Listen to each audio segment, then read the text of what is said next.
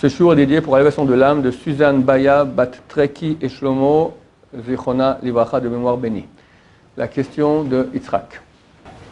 Alors la question c'est pourquoi Dieu a besoin qu'on effectue une action matérielle ici-bas pour qu'il puisse interagir dans le monde. De même un piano, quand on appuie sur les touches, ça sort un son à l'intérieur, même si on ne voit pas les mécanismes, mais on a besoin d'appuyer sur les touches, alors que ce n'est pas les touches qui font le son, mais le mécanisme qui est derrière. Pourquoi Dieu ne met pas la musique tout seul et a besoin qu'on appuie sur la touche. Qu'on appuie sur la touche et entre autres d'utiliser un homme comme Mashiach pour libérer le peuple juif. Alors c'est écrit que Dieu a voulu une dira batartonim, il a voulu une demeure dans le bas. C'est-à-dire qu'il y a un dévoilement d'Hachem très grand. Plus on monte, plus la magnificence et l'omniprésence et l'omnipotence d'Hachem, elle est claire. Plus on s'éloigne, plus on descend, moins on voit cela. Et Dieu a voulu que aussi dans ce bas monde, il y a une possibilité de voir Dieu et de le connaître. Maintenant, plus on descend bas, plus la connaissance d'Hachem elle a de la valeur. C'est comme une bougie. Une bougie que tu allumes en plein jour, elle ne sert à rien. Une bougie dans l'obscurité, elle sert. Maintenant que c'est très très très obscur, c'est encore plus grand. D'accord ? Dieu a voulu qu'on puisse illuminer de sa lumière, même dans l'obscurité la plus grande qui existe. C'est à mon avis l'année 2019 dans le conte Julien Grégorien. D'accord ? Avec petits appareils aujourd'hui, c'est terminé. C'est les enfants. T'as la drogue, t'as le sexe, t'as la magouille. Le monde entier, c'est ça aujourd'hui. Et t'as une poignée de personnes qui disent non. Et commencent à faire de la lumière. Pas besoin d'aller faire avec les projecteurs à l'extérieur. Dans sa maison, tout seul, il prie Hachem. Il ne regarde pas des films pareils. Quand il sort dans la rue, il fait attention à ses yeux. Il est honnête. Il ne fume pas. Même pas du tabac, si possible, messieurs les fumeurs. C'est une lumière. C'est une grande lumière. Alors, si elle est là-haut, alors c'est une petite lumière. Si elle est en bas, dans le noir, c'est une grande lumière. Maintenant, ce monde-là, c'est un monde qui est physique. Hachem a voulu qu'on fasse des actes, que nous, on ait une responsabilité, un libre choix, nous permettant, par nous-mêmes, d'accéder à Hachem. Si ce n'est pas par nous-mêmes, ça ne sert à rien. Hachem, il peut faire ce qu'il veut. Il peut créer des millions de milliards d'anges qui le louent, etc. Pourquoi il veut que nous ? Parce qu'il veut que, si c'est par nous-mêmes, il nous donne l'être. Si je suis programmé par Hachem, je ne suis rien. Je n'existe pas, je suis une programmation.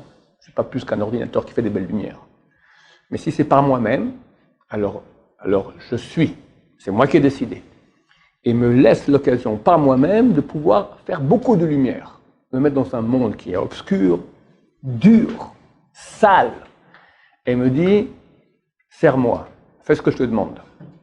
Et quand tu fais ces actions-là, alors tu fais une lumière énorme. Maintenant, sans action, alors il y a aussi des mitzvot qui sont sans action. Par la pensée, par le cœur, d'accord ? Mais c'est insuffisant, par la parole. Il faut aussi des actions. On est plusieurs parties en nous. C'est pas que Hachem a besoin. Il a créé un monde où tu fais certaines choses qui actionnent ces lumières-là. Il y a 613 lumières spirituelles qui ont toujours existé, qui sont dans Hachem. On peut accéder à ces lumières, les amener sur nous en faisant certaines actions. Des actions qui sont physiques, d'autres qui sont en pensée, d'autres qui sont au niveau du cœur, aimer Hachem, le craindre, d'accord, étudier la Torah, c'est la pensée, prier, c'est avec la bouche, et aussi des actions qui sont physiques. Tout cela correspond aussi à l'être humain. On a plusieurs parties en nous. On a 5 parties, j'ai fait un cours dernièrement. Nefesh, c'est le corps, donc c'est l'action physique. Ruach, c'est la parole. Neshama, c'est l'intention. Chaya, c'est la pensée. Et Yechida, c'est la joie de faire. Donc ce sont des parties différentes de nous qui se réalisent par cela. Donc il y a une partie de nous qui est la plus basse, qui passe par l'action, parce que l'action, c'est ce qui est le plus grossier, d'accord ? Hachem veut aussi que dans ce bas monde, il y ait de l'action. L'action en soi, c'est rien.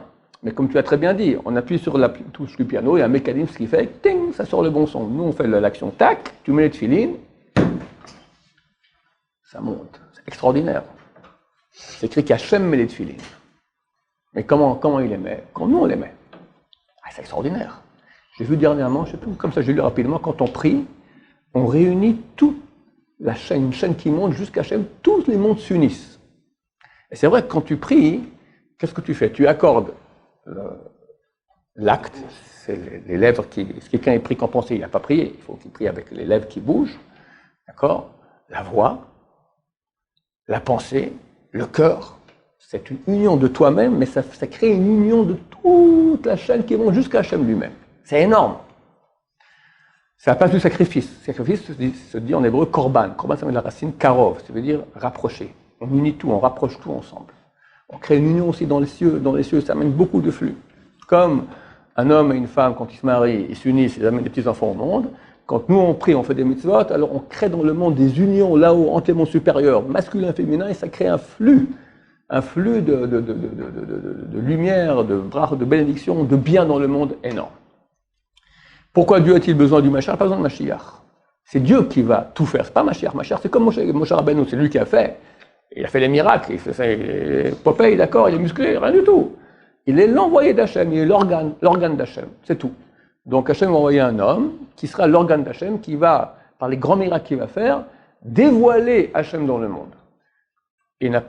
Dieu peut faire aussi le dévoilement sans lui, mais il veut que ça passe par quelqu'un à qui on puisse parler, poser des questions, qui va nous dire comment faire exactement, comme Moshe Rabbeinu à l'époque.